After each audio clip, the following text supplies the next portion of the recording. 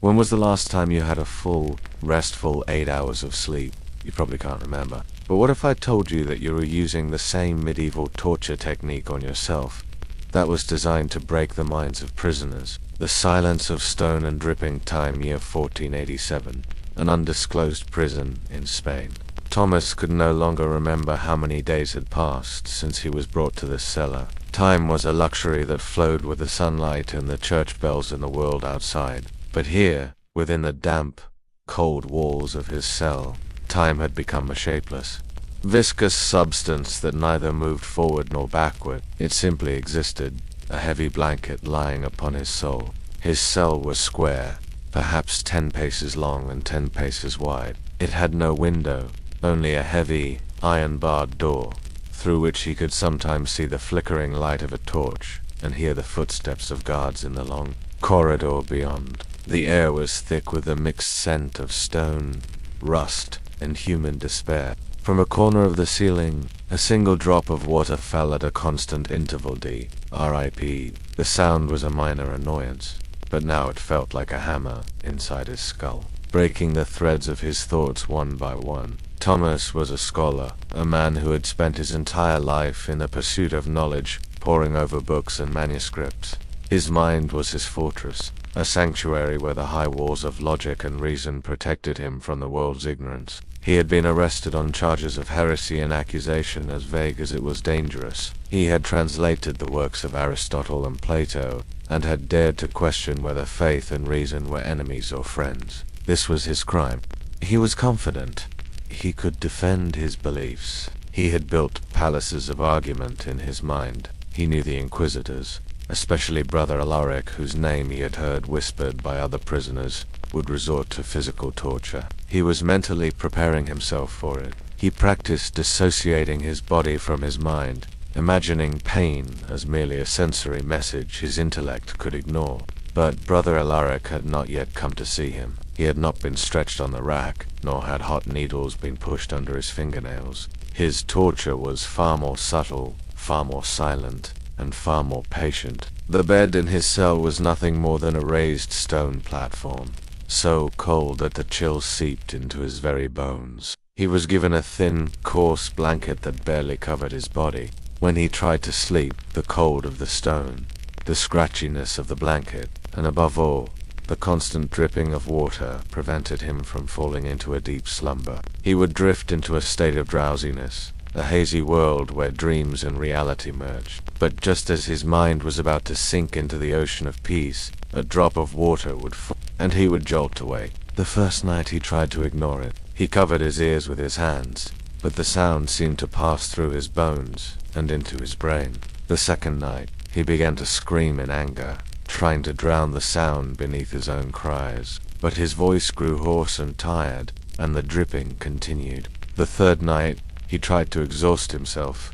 He paced his cell for hours until his feet ached and he was out of breath. But when he lay down, despite his exhaustion, his brain remained fixated on the sound. There was another thing, too. The food. He was fed twice a day, but at no set time. Sometimes the food came at dawn, sometimes in the middle of the night. This had completely disrupted his body's internal clock. He never knew how long he had slept or how long he had been awake. Was it morning? Was it night? Had one day passed? Or 3? All these questions had become a meaningless echo in his mind. His mind, once his strongest weapon, was now becoming his greatest enemy. The arguments he had prepared now seemed like shattered pieces of glass in his head. He would try to focus on a single thought, but the sound of the dripping water would distract him. He would try to pray, but the words would get stuck in his throat. He was beginning to realize that this was no ordinary imprisonment. It was a scientific experiment, designed not to break his body, but his soul. Brother Alaric did not want to kill him physically. He wanted to erase his self, his identity, his intellect, and his weapon was not an instrument of iron, but time, silence, and a relentless drop of water. Thomas closed his eyes, which burned from lack of sleep. He pressed his hands to his ears, but he knew it was useless. The sound was no longer outside. It was inside him now. DRIP, DRIP, drip. It was like his heartbeat, like his pulse, the unending music of his confinement. He was not yet broken, but for the first time, he felt the terrifying realization that his fortress, his mind, was not as strong as he had believed. The walls were beginning to crack.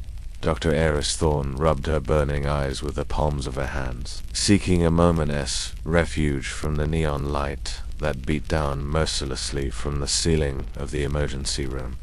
There was no warmth in this light, no life. It was a light that showed things clearly, but drained them of all color, just as her 28-hour shift had drained all the color from her soul.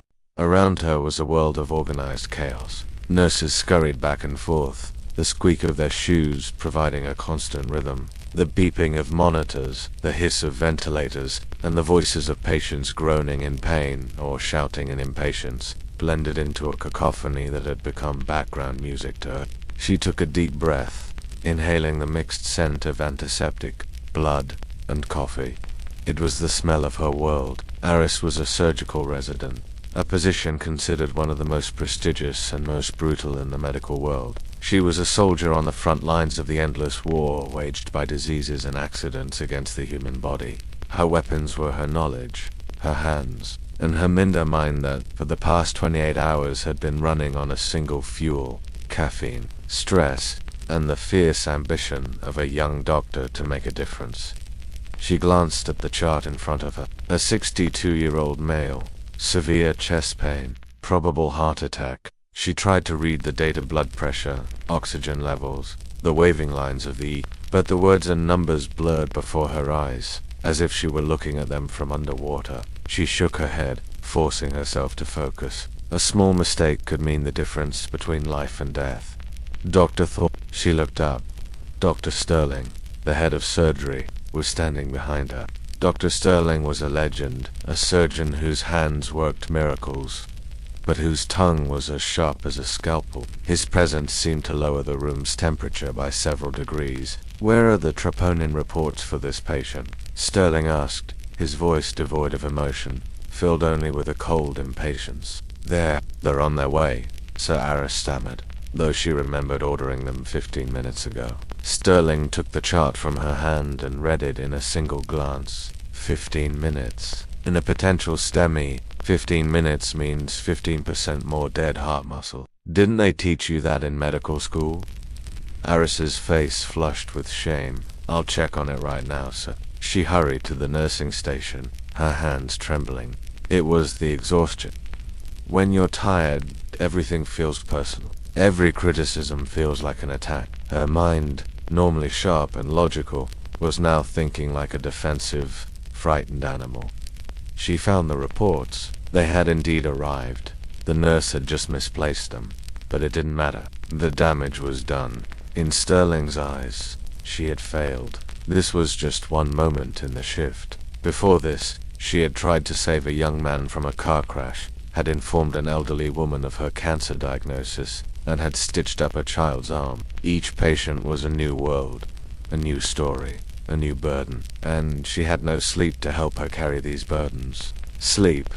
The word now seemed like a dream, a luxury she once knew. She remembered her bed, the coolness of her pillow, the quiet darkness, but these memories felt so distant, as if they belonged to someone else's life. She headed to the break room for another cup of coffee. Inside, another resident, Mark, was asleep at the table, his head resting on his arms. His mouth was slightly open, and he was snoring softly. Aris felt a pang of envy. Then she noticed the half-eaten sandwich in Mark's hand. He had likely fallen asleep while eating. This was their reality. She made her coffee black. No sugar. Its bitterness jolted her awake for a moment. She checked the clock. 8 hours to go. 8 more hours of life and death decisions. 8 more hours of the neon lights torture. 8 more hours of forcing her exhausted mind to function. This was not a medieval dungeon, and Dr. Sterling was not an inquisitor. There was no physical torture here, but Eris felt like a prisoner all the same. Her prison was built of her own ambition, her oath, and the walls of a system that demanded superhuman performance from its soldiers. Her torture was called duty, and its weapon was the relentless lack of sleep. She didn't know if she was winning or losing this war, She only knew that her mind, her fortress, was under siege. And she had the terrifying feeling that the walls could collapse at any moment. She took her cup of coffee and walked back into the chaos of the where another patient, another battle, was waiting for her. Thomas's confinement, likely the fifth day, or perhaps the sixth. Thomas could no longer be certain. Day and night had bled into one another like ink and water. His world now consisted of only two states: an agonizing wakefulness and a shallow, restless drowsiness. His mind, once a pristine garden of logic and order, had become a wild, thorny thicket where thoughts were tangled like briars. The sound of the dripping water was no longer just a sound. It had become a physical sensation. With every drip, he felt a needle prick his temple. Sometimes it seemed to sync with his heartbeat, and other times it felt like it was waging a war against his pulse. He had given up fighting the sound. It was now a part of his reality. His thoughts were fragmented. He would try to formulate arguments for his trial, but the words would scatter like sand in his mind. He would start a sentence, only to forget midway through what he intended to say. The principles of Aristotelian logic, once at his fingertips, now seemed like a forgotten language. It was in this state of mental vulnerability that Brother Alaric came to see him for the first time. Thomas heard the guard's footsteps and saw a shadow behind the bars of the door. The door opened with a heavy creak. Alaric entered. He was a tall, thin man, his face a skeletal structure, his eyes like two dark, soulless pits. He wore no executioner's garb, but a simple brown robe, and he carried no instrument of torture, only a small book and a quill. "Peace be with you, my son," Alaric said, his voice calm and gentle, like that of a physician. Thomas tried to speak, but only a hoarse croak came out. Alaric smiled, a smile that did not reach his eyes. He asked and gestured for the guard to bring water. Thomas drank, the coolness a blessing in his dry throat. Alaric sat on a small stool the guard brought for him. "Thomas, I am not here to harm you. I am here to save your soul. I only want to know the truth." Thomas tried to gather his thoughts. "The truth is that I am innocent." Alaric nodded, as if expecting this answer. "Of course. But what is truth, Thomas? Is truth what we believe, or what is? What do your books teach you?" It was a trap. Alaric was using his own weapon, philosophy, against him. "Truth is singular," Thomas said weakly. "Is it?" Alaric asked. "Is it not true that you read forbidden books?" "I sought knowledge," Thomas replied. "Knowledge," Alaric repeated, chewing on the word. "And is not the devil's greatest weapon the illusion of knowledge? He makes us think we can understand the mysteries of God." Alaric steered the questioning away from physical torture and entirely toward a psychological and philosophical debate. He kept asking Thomas about his beliefs, his interpretations, and his doubts. He made no accusations, no threats. He just kept asking questions, one after another, softly, patiently. Thomas's tired brain was buckling under the weight of these complex questions. He tried to answer, but his thoughts became muddled. He would start an argument, but Alaric would cut him off with another question. He felt as if he was sinking in quicksand. The more he struggled, the deeper he sank. The hours passed. Thomas had no idea how long Alaric sat there, but when he left, Thomas was mentally and emotionally drained. "Rest, my son," Alaric said as he departed. "We will speak again tomorrow." The truth has a way of revealing itself. The door closed.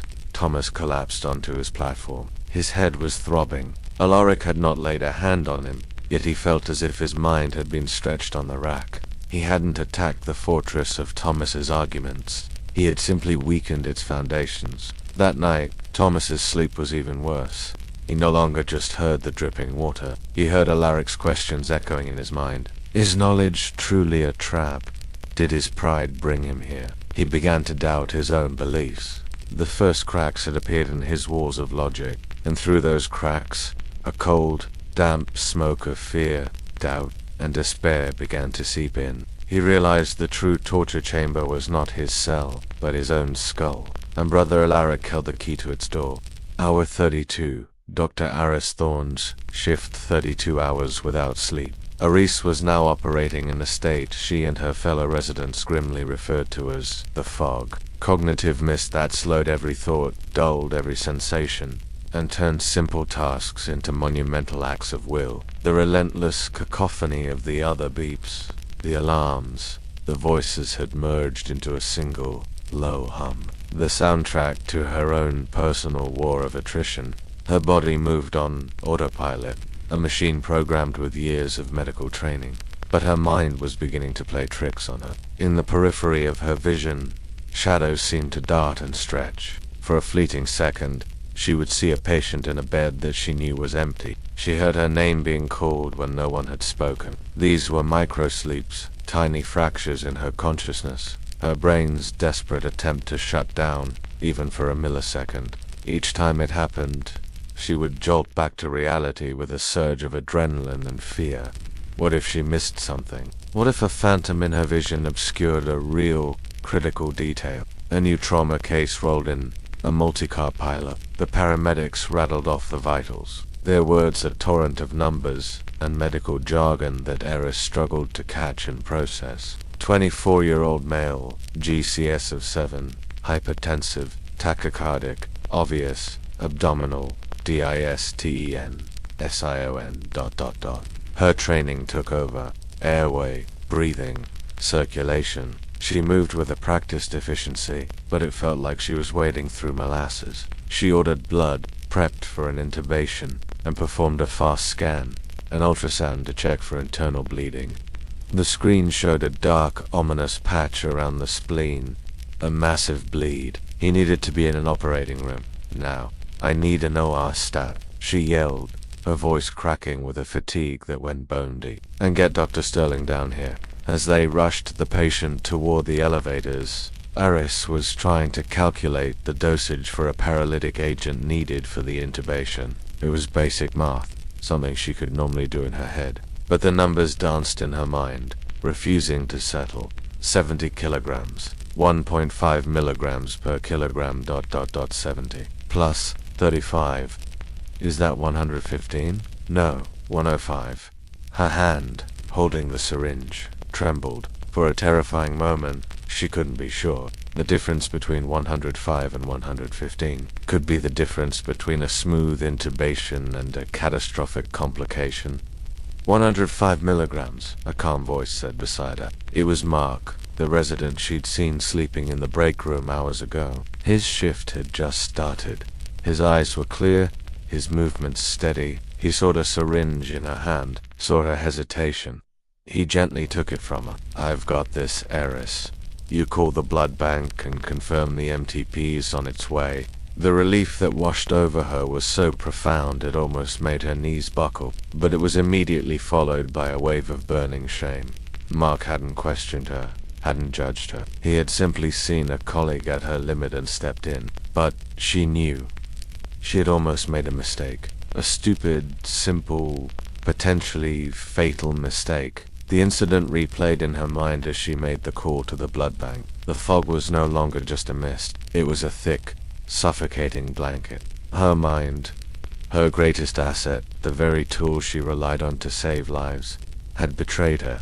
It wasn't just tired. It was becoming unreliable, dangerous. The parallel to a medieval torture was no longer a distant, academic concept. Thomas, in his cell, was being broken by the drip of water. She was being broken by the drip of hours, the drip of exhaustion, the drip of relentless responsibility. The goal of his torture was a confession. What was the goal of hers? To create a better doctor. It felt more like it was designed to create a ghost, a shell of a person haunted by the phantoms of their own fatigue. The walls of her fortress were not just cracked, they were beginning to crumble. Part 5. The weaponization of Memory. Thomas's confinement. Likely the 8th day, the door creaked open again. For Thomas, the sound was now a harbinger of a unique kind of dread. Physical pain, he thought, would be a release. A simple, honest agony. But Brother Alaric brought with him a more insidious torment, one that targeted the very fabric of his being. Alaric entered, his calm demeanor unchanged. He carried no book this time, only a single, folded piece of parchment. He sat on his stool, the silence and the cell stretching for what felt like an eternity, broken only by the maddening, rhythmic drip of water. "We have been praying for you," Thomas Alaric began, his voice a soft murmur. "We have been praying for your clarity." Thomas said nothing. He had learned that his words were weapons that would be turned against him. Silence was his only shield, however flimsy. "A friend of yours has found his clarity," Alaric continued, his eyes fixed on Thomas's face, searching for a reaction. "Brother Michael, you remember him, don't you? From the university." Thomas's heart skipped a beat. Michael was his closest friend, a fellow scholar with whom he had shared countless nights debating philosophy and translating ancient texts. They had shared the same thirst for knowledge, the same belief that reason was a gift from God. "Michael has confessed," Thomas Alaric said, slowly unfolding the parchment. "He has confessed his sins of pride and heresy. He has named those who led him down this dark path." He held up the parchment. Even in the dim light, Thomas could see the familiar, elegant script of his friend's handwriting, and, at the bottom, his signature. His mind reeled. It couldn't be. Michael was a man of unshakable conviction.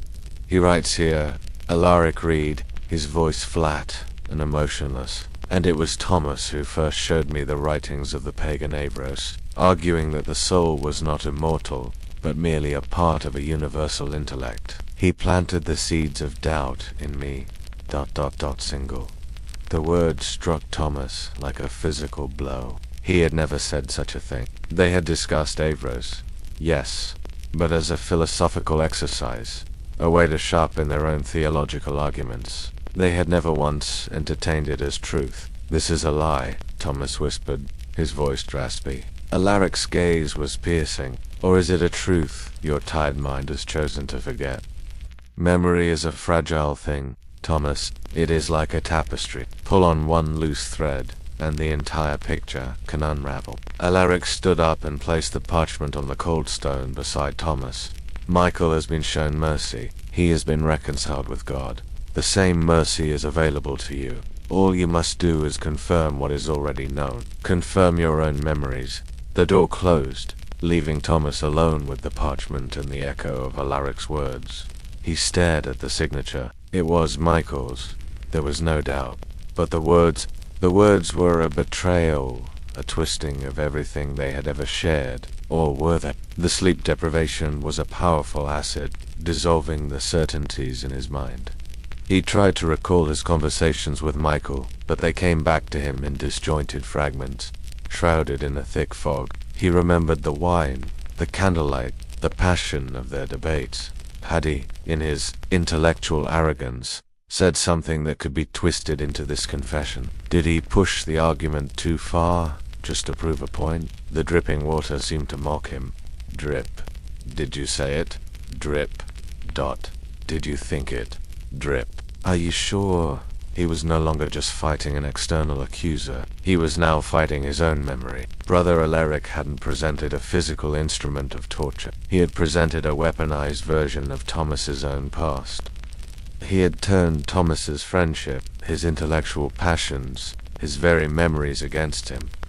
Thomas picked up the parchment. The ink was real. The signature was real. The words felt like poison. He was trapped in a nightmare where the walls were not made of stone, but of his own doubt. He tried to cling to the belief in his innocence, but it felt like holding on to smoke. The fortress of his mind was not just under siege. The enemy was now inside the gates, masquerading as his own thoughts.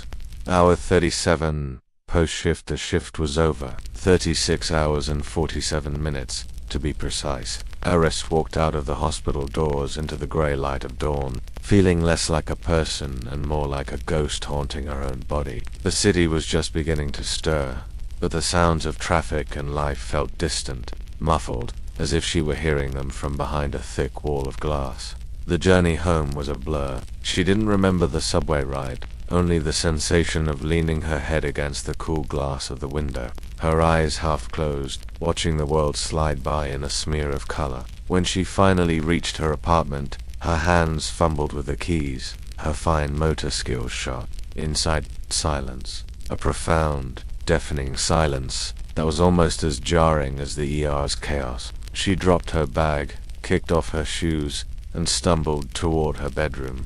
Sleep.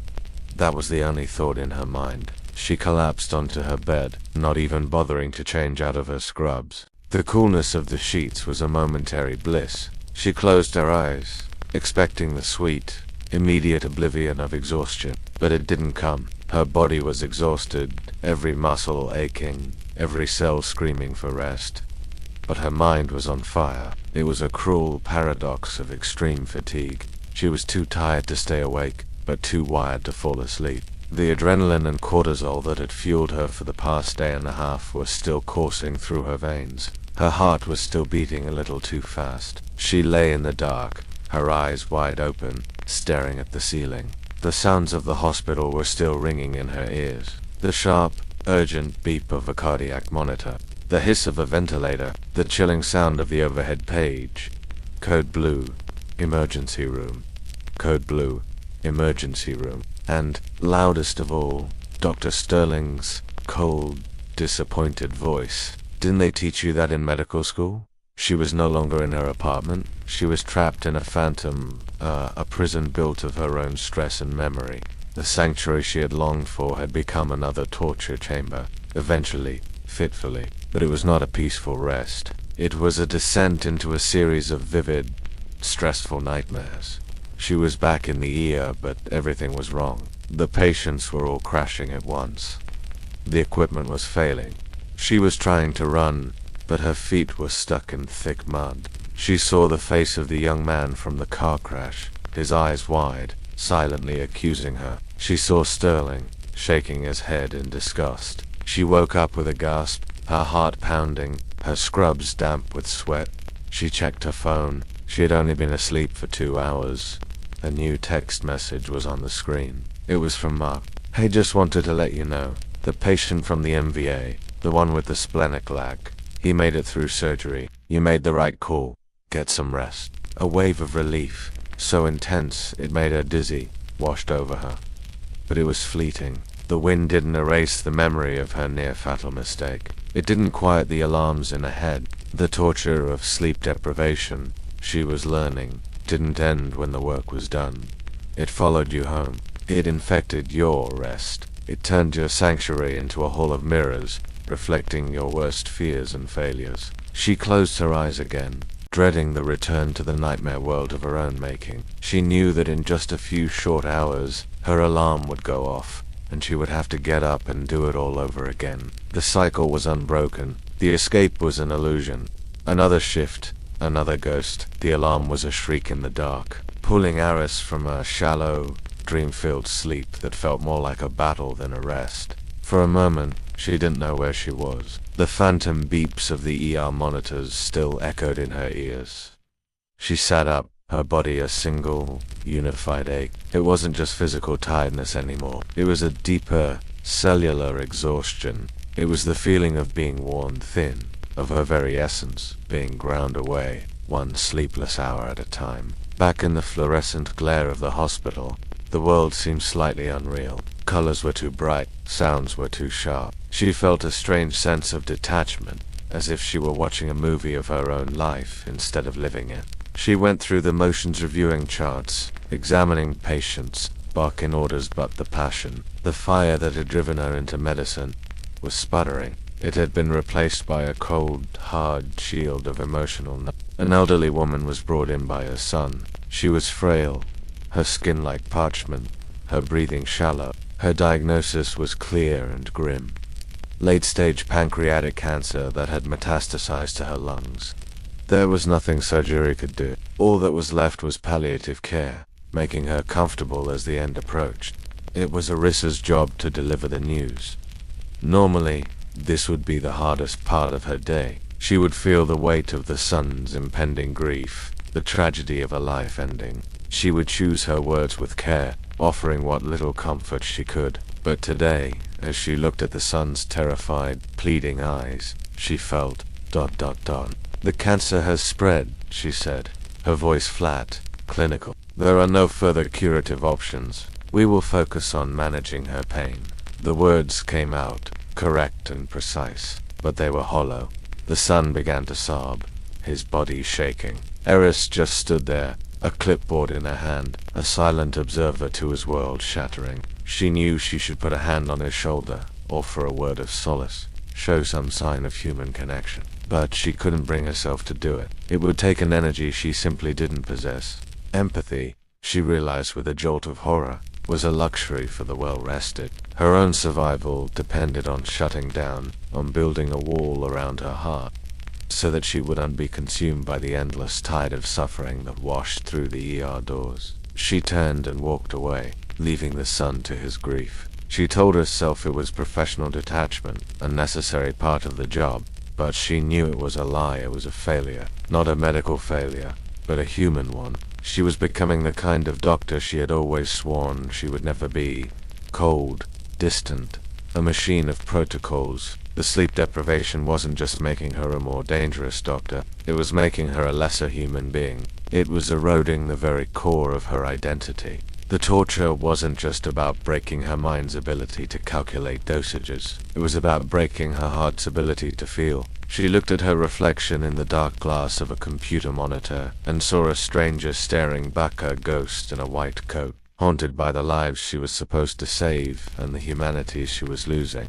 Thomas's confinement, likely the 12th day. The parchment lay in the corner of his cell, a silent, venomous serpent. Thomas had not touched it since Alaric had left it there, yet its presence dominated the small space. It was a physical manifestation of his doubt, a constant reminder of the war being waged within his own mind. The dripping water now sometimes sounded like whispers, forming fragments of words he couldn't quite understand. In the shifting shadows cast by the corridor torch, he saw faces Michael's, contorted in accusation, his own, gaunt and mad. He had started talking to himself, not in coherent sentences, but in muttered, desperate arguments with these phantoms. He was losing his grip. When Alaric returned, he seemed to sense the change immediately. He brought with him a fresh piece of parchment, a quill, and an ink. He placed them on the floor. "You are a scholar," Thomas Alaric said, his voice as smooth as polished stone. "Your mind is accustomed to wrestling with complex ideas. Perhaps writing will bring you clarity." "I have nothing to write," Thomas rasped. "Don't you?" Alaric's eyes glinted. "The mind is a labyrinth. Sometimes, to find the way out, we must first map its twists and turns. I do not ask for a confession. I ask for a philosophical exercise. Write down the arguments against yourself. Write as if you were the prosecutor in your own trial. Explore the ideas you are accused of. Deconstruct them. Show me you understand the nature of the heresy you are charged with." This was Alaric's masterstroke. It was a diabolically brilliant move. He wasn't asking Thomas to admit guilt. He was inviting him to use his greatest skill, his intellect, his ability to reason and write in the service of his own destruction. He was asking Thomas to build the very case that would condemn him. At first, Thomas refused. He sat in stubborn silence, but the idea, once planted, began to grow in the fertile soil of his exhausted mind. The silence of the cell, punctuated only by the drip, was unbearable. The phantoms in the shadows were relentless. Writing was familiar. It was ordered. It was a way to fight back against the encroaching chaos. Hesitantly, he picked up the quill. His hand trembled, unused to the delicate motion. He dipped it in the ink. He would show a lot. He would write the arguments against himself, and then, with his superior logic, he would dismantle them, piece by piece. He would prove his innocence through the very act of articulating his supposed guilt. He began to write. He started with the accusations from Michael's parchment. He wrote about Averos, about the concept of the universal intellect. He forced his tired brain to recall the philosophical nuances. But as he wrote, a strange thing happened. To articulate the heretical argument, he had to inhabit it, to understand its internal logic. He had to temporarily believe it to write it convincingly. The lines between his own thoughts and the prosecutor's thoughts began to blur. The more he wrote, the more plausible the arguments seemed. His own counter-arguments, which had once seemed so clear and strong, now felt weak and defensive when put down on paper. The act of writing was not clarifying his innocence. It was cementing his guilt. He wrote for hours, losing himself in the familiar scratch of the quill on parchment. It was a relief from the dripping, from the silence. But when he finally stopped and read what he had written, a cold dread washed over him. The words on the page were not his, yet they had come from his hand. He had become the scribe of his own undoing, meticulously crafting the intellectual cage that would forever imprison him. Alaric had not forced a confession. He had tricked Thomas into authoring it himself. Hour 4. A new shift begins. The cycle began. Again. Alarm. Darkness. The bone deep. The walk to the subway, feeling like a sleepwalker among the living. The hospital. The neon lights. The smell of antiseptic. Eris felt like a gear in a vast, uncaring machine, stripped of all agency, all humanity. The emotional numbness of her last shift had settled in, a permanent winter in her soul. The air was unusually calm, a rare lull in the storm. Eris found herself with a few moments of quiet, a dangerous commodity. In the quiet, the thoughts she had been pushing away began to surface. The memory of the grieving son, the shame of her calculation error, the face of the stranger in her reflection. She walked to an empty trombe and leaned against the wall, closing her eyes. She thought about why she had become a doctor. She remembered the fierce, idealistic young woman she had been, the one who wanted to heal, to comfort, to fight against death. Where was that person now? Had she been buried under a mountain of paperwork, protocols, and sleepless nights? A new patient was wheeled in, a young woman, barely in her 20s. She had been found unconscious in her apartment, a bottle of pills on the nightstand, a suicide attempt. As Eris began the routine checking vitals, ordering a tox screen, preparing for a gastric lavage, she looked at the young woman's face. It was pale and peaceful, almost serene, and in that moment, something inside Eris shifted. The wall of numbness cracked. She wasn't looking at a diagnosis. She wasn't looking at case number 4, probable overdose. She was looking at a person whose internal pain had become so great that she had sought the ultimate escape. A person who had been living in her own kind of dungeon, tormented by her own kind of dripping water. For the first time in what felt like weeks, Eris felt a pang of genuine, overwhelming empathy. It was a painful, sharp feeling, like a frozen limb slowly, agonizingly, coming back to life. She saw the young woman's despair, and in it, she recognized a faint echo of her own. The feeling of being trapped, the exhaustion, the slow erosion of self. They stabilized the patient. The immediate physical danger had passed. As the young woman began to stir, her eyes fluttering open, filled with a groggy confusion, Eris did something she hadn't done on her last shift. She pulled up a stool, sat down beside the bed, and gently took the patient's hand. The young woman's eyes focused on her. Where am I?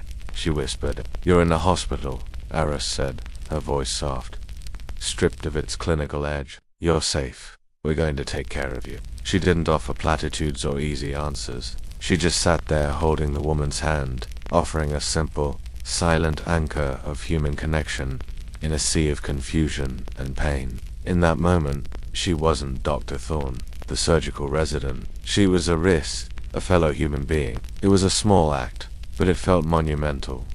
It was an act of rebellion.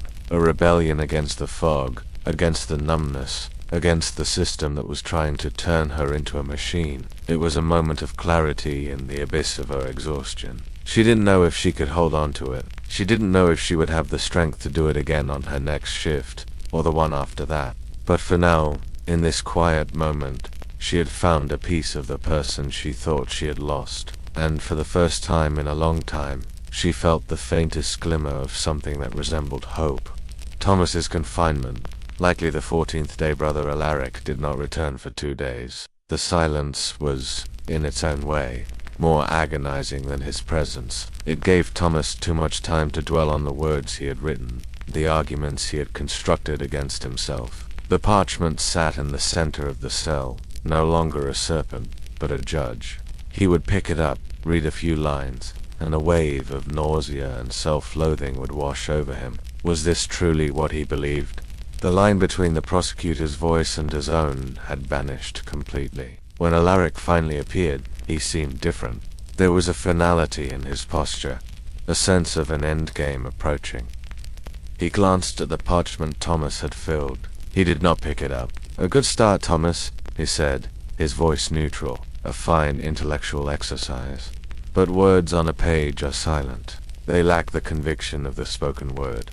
"I want you to read it to me." Thomas stared at him, horrified. To think the words was one thing, to write them was another, but to speak them aloud, to give them voice, to let them vibrate in the air and enter his own ears as an external truth, that felt like the final, irrevocable step into damnation. "I cannot," Thomas whispered, shaking his head. Alaric raised an eyebrow. "Or will not. You are a man of reason. You have laid out the arguments. The logical conclusion is to give them voice. Is it not?" He paused, his gaze unblinking. "Read it, Thomas. Read it, and your ordeal will be near its end. Mercy is offered to those who fully embrace the truth of their own sin, the promise of an end to the dripping water, an end to the darkness, an end to the phantoms." His exhausted mind seized upon it like a starving man lunges for bread. He looked at the parchment, his vision blurred by fatigue. He saw the words, his own elegant handwriting spelling out his doom. With a trembling hand, he picked it up. His throat was dry. He took a deep breath and began to read. "I, Thomas, in my arrogance, did stray from the path of righteousness." The voice that came out was a stranger's, a hollow, broken whisper. He read on, articulating the very ideas he had once dedicated his life to refuting. He spoke of the mortality of the soul, of the primacy of pagan logic over divine faith. With each word he spoke, he felt a piece of his old self die. The fortress of his mind, already breached, was now being dismantled from within, stone by stone, by its own master. He was no longer just the scribe of his undoing. He was now he was giving a voice to his own accuser. When he finished, the silence that fell was heavier than any before. He looked up at Alaric. "I believe it," Thomas said, the words falling from his lips without conscious thought. "It is true. I am a heretic." There was no triumph in his expression, only the cool satisfaction of a craftsman who has completed a difficult task. The breaking of Thomas was complete. A conversation in Sterling's office closed the door. Thorn. Dr. Sterling's office was the antithesis of the AR. It was quiet, orderly, and smelled of old books and leather. Eris stood before his large mahogany desk, feeling like a schoolgirl called to the principal's office. She'd have been dreading this meeting all day. It was the official review of the MVA incident, the moment where she would have to account for her near mistake with a dosage calculation. Sterling gestured to a chair. He didn't look at her. His attention focused on a file on his desk. "I've reviewed the case file, and I've spoken with Dr. O'Connell," he said, using Mark's formal name. "You made the right call on the fast scan. You were decisive. You saved the patient's life." Eris waited for the but. It always came, "But," he continued, finally looking up, his eyes sharp and analytical. "You hesitated." O'Connell had to intervene on the paralytic dosage. Wiry swallowed. She could make excuses. She could blame the chaos, the pressure. But her moment of clarity with the suicidal patient had left a residue of honesty. "I was tired, sir," she said, her voice quiet but steady. "I was over 30 hours into my shift. I couldn't trust my own math." She expected a lecture on weakness, on the demands of the profession. Instead, Sterling leaned back in his chair and stared out the window for a long moment. The silence was unnerving. "My third year of residency," he began, his voice softer, more distant than she had ever heard it. "We had a 7-year-old girl come in. Sepsis. She was crashing fast. I was on hour 34. I was the one running the code. I did everything by the book. Everything. But I was so tired. I missed a subtle change on the EKG, a sign of hyperkalemia. By the time we caught it, it was too late. We lost her." Eris was stunned into silence. She couldn't imagine the formidable Dr. Sterling as a young, fallible resident. She couldn't imagine him ever making a mistake. "I never forgot her name," Sterling said. his gaze still fixed on the city outside, or the look on her parents' faces. That exhaustion. It's a poison thorn. It doesn't just make you sloppy. It makes you arrogant. You think you can push through it. You think you're the exception. You're not. He finally turned to look at her. The system is what it is. It's designed to forge surgeons in fire, but it's a flawed system. The most important lesson you can learn is not how to be a machine. It's how to recognize when the machine is about to break. You recognized it. You allowed your colleague to help. That was not a moment of weakness. It was a moment of profound strength and wisdom. He closed the file. That's all. Get some rest. Aris walked out of his office in a daze. Her black and white view of Sterling as her torturer had been shattered. He wasn't a monster, he was a survivor. A survivor of the same brutal system she was in. A man who had built walls of ice around his own past, trauma. In that moment, she saw him not as an inquisitor, but as a mirror, reflecting a possible, hardened version of her own future. The realization was both terrifying and, strangely, liberating. Thomas's final walk. He was led from his cell for the last time. After what felt like an eternity in the dark, the sudden flood of sunlight in the prison courtyard was a physical blow. It was blinding, painful. He shielded his eyes, his pupils, accustomed to near-total darkness, screaming in protest. The world was too bright, too loud, too real. He was dressed in a sanbenito, a coarse yellow tunic painted with flames and demons, the uniform of the condemned heretic. It was itchy and humiliating. He was no longer Thomas the Scholar. He was a symbol, a walking warning. He was led into the town square, where a massive crowd had gathered for the auto da, the act of faith. The air was thick with a smell of sweat, food, and a feverish, almost festive anticipation. He heard the jeers, the insults, the pious prayers of the onlookers. He felt like an animal in a cage. He was brought to a wooden platform. Brother Alaric was there, along with other church officials. Thomas looked out at the sea of faces, but he recognized no one. His world had shrunk to the size of his cell, and these people were aliens. Alaric stepped forward and read the sentence. The words washed over Thomas, a meaningless drone. He heard heresy, pride, reconciliation, mercy. He was being sentenced to life in a monastic prison. It was the merciful sentence for those who confessed. He was then asked to make his public renunciation. Alaric held a crucifix before him. This was the final act of his submission. He looked at the crucifix, then at Alaric's impassive face. For a fleeting, heart-stopping moment, a spark of the old Thomas flickered to life. A wave of defiance, a memory of his own mind, his own beliefs. He could refuse. He could shout his innocence to the heavens, but then he remembered the darkness, the dripping water, the phantoms, the crushing weight of his own self-authored confession. The fight was gone. The fortress was a ruin. It was easier to submit. It was easier to be the person they had made him. He leaned forward and kissed the crucifix. "I renounce my sins," he said, his voice a hollow echo in the vast square. "I am a loyal son of the church." A sigh of collective satisfaction went through the crowd. The performance was complete. As he was led away toward his new, lifelong prison, he caught a final glimpse of Their eyes met.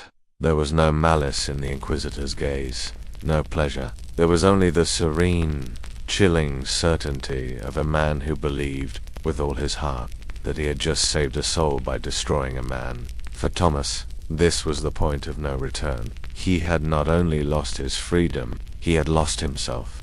The monastic prison, and the attending physician. The monastic prison was not a dungeon of stone and darkness. It was a place of quiet routine and pale sunlight. Thomas was given a simple cell, a task in the scriptorium copying religious texts, and 3 meals a day. By all accounts, it was a life of peace. But for Thomas, it was a more profound torture than the Inquisitor's cell. In the dungeon, he had fought for his mind. Here, he was haunted by the ghost of the mind he had lost.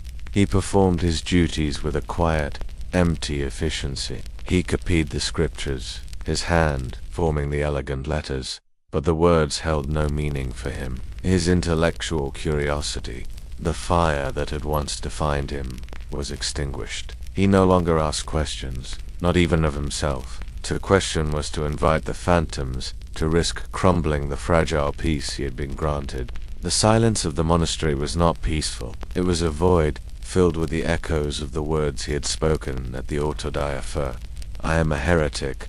That confession had become his new, unshakable truth. He lived his days as a hollow man, a vessel whose original contents had been poured out, leaving only a stained memory of what once was. He had survived, but he had not won. Years turned into decades.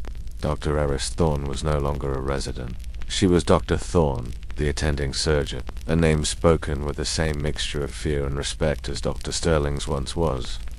She had survived the system. She was brilliant, efficient, and her hands worked miracles in the operating room. She had also built walls of ice around her heart, just as she had feared. The empathy she had rediscovered in that quiet moment with a suicidal patient was a luxury she could not afford to indulge in often. It was a vulnerability, a crack in the armor needed to withstand the daily onslaught of trauma. But she had not forgotten Sterling's lesson. She had become a different kind of guardian of the system. She was still demanding, still pushed her residents to their limits, but she also watched them. She watched for the telltale signs of the fog, the trembling hands, the haunted look in their eyes. When she saw a resident at their breaking point, she would not humiliate them. She would quietly intervene. "Go get some coffee, O'Connell," she would say to a young, overwhelmed resident. "I'll take it from here." It was her small act of rebellion, her way of managing the poison without trying to cure the disease of the system itself. She was a survivor, but she was also a warden in the same prison, passing down the brutal lessons she had learned. She had not been broken, but she had been changed, forged into something harder, something less than the idealistic woman she had once been. The stories of Thomas and Eris, separated by 500 years, are not just tales of individual struggle. They are stories about systems of power and the subtle tools used to maintain control. Brother Alaric and the modern medical residency system, though vastly different in their stated goals, share a terrifyingly similar function. Alaric's goal was not to save Thomas's soul. His goal was to preserve the absolute authority of the institution he served. A mind like Thomas's, curious, questioning, independent, was a threat. An individual who could reason for himself could challenge the doctrines that held the social order in place. Therefore, Thomas could not simply be silenced. He had to be publicly broken. His confession served as a powerful message to any others who might dare to think for themselves. The sleep deprivation, the psychological manipulation, the weaponization of his own intellect, these were not acts of faith, but instruments of control, designed to make an example of one to control the many. Similarly, the brutal system of medical residency is not purely about education. It is also a system of indoctrination and control. The relentless hours and a culture of endurance are a feature, not a bug. This system filters out those who cannot or will not conform. It creates doctors who are not only skilled, but also compliant, hardened, and less likely to question authority or challenge the hospital's bottom line. The exhaustion serves to break down individualistic tendencies and forge a collective identity built on shared trauma and survival. The modern inquisitor is not a man in a robe, but the system itself. It is the culture of hustle, the relentless pressure for productivity, the glorification of burnout as a badge of honor. Our modern torture devices are not racks and chains, but the tools we willingly carry in our pockets. The dripping water in Thomas's cell has been replaced by the constant ping of a smartphone notification, an endless drip of information, demands, and social pressures that never allows our minds to truly rest. The loss of day and night is mirrored in the always-on work culture, where emails are answered at midnight and the boundary between work and life is erased. The goal is no longer a religious confession, but a secular one, a confession that we are not enough, that we must work harder, buy more, and be more productive to be worthy. We are all, in some way, prisoners in a cell of our own making, policed by a system that profits from our exhaustion. So what is the lesson from these two lives, lived 5 centuries apart but bound by the same invisible chains? The story of Thomas and Eris is not just history, and it's not just a commentary on the medical profession. It is a mirror reflecting our own daily lives. We live in a world that has declared war on sleep. We are told that sleep is for the weak, that rest is a luxury, that to succeed, we must sacrifice our nights for our ambitions. We are sold 1,000 tools to make us more productive, more connected, more efficient. But all these tools serve to erode the last sanctuary we have, our own minds. The dripping water in your life might be the endless scroll of a social media feed, comparing your real life to someone else's curated perfection. The inquisitor-esque questions might be the self-doubt that creeps in when you see a colleague-esque promotion or a friend-esque vacation photos. The confession you are being pushed toward is the belief that you are falling behind, that you must do more, be more, and sleep less. Thomas lost his fight because he was alone. He was isolated in a cell where his own brilliant mind was turned against him. Eris began to find her strength, however small, when she recognized her struggle in others, in the suicidal patient, in her colleague Mark, and even in her superior, Dr. Sterling. She survived not by being stronger, but by acknowledging her human limits. Sleep is not a sign of weakness. It is an act of rebellion. In a world that wants to keep you tired, anxious, and consuming, choosing to rest is a revolutionary act. It is the ultimate form of to turn off the phone, to close the laptop, to reclaim the quiet darkness. This is how you defend the fortress of your mind. It is how you preserve your empathy, your creativity, and your very identity from a system designed to grind it away. It is not a grand gesture, but a small, powerful act of defiance. Tonight, I challenge you to perform your own act of rebellion. An hour before you plan to sleep, turn off every screen, put your phone in another room, let the modern world's dripping water stop. Sit in the quiet, read a book, talk to a loved one, or simply do nothing. Reclaim that small piece of time and silence for yourself. Share this story with one person you know who is fighting their own battle with burnout, to let them know they are not alone. And finally, in the comments below, answer this question. What is the dripping water in your life? What is the modern torture you are fighting against? Let's talk about it. Let's prove that we are not isolated in our cells. Let's start a rebellion, one restful night at a time.